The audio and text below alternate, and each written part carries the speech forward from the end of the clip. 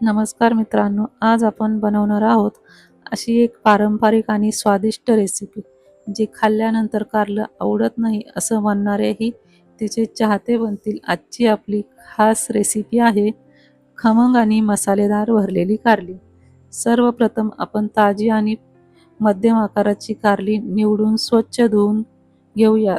त्यानंतर कारल्यांना हलकी चीर देऊन त्यातील बिया आवश्यकतेनुसार काढून घेऊया. यामुळे मसाला व्यवस्थित भरता येतो आणि कारल्याची चवही छान लागते. आता तयार करून घ्या आता आता तयार करूया आपल्या रेसिपीचा खास मसाला.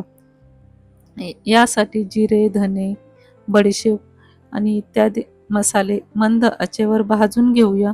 भाजलेल्या मसाल्यांचा सुगंध आला की त्यामध्ये लाल तिखट, हळद, मीठ, लसूण हे सर्व टाकून मिक्स करून घेऊया.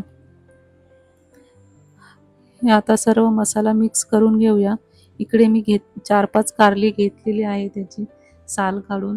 त्याच्यामध्ये मी आता एक एक करून हा मसाला भरून घेणार आहे. हे सर्व कारले भरून झाल्यानंतर एका कढईमध्ये मी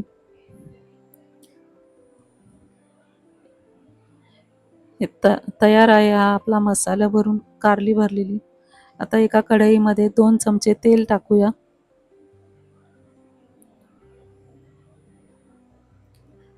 तेल गरम झाल्यानंतर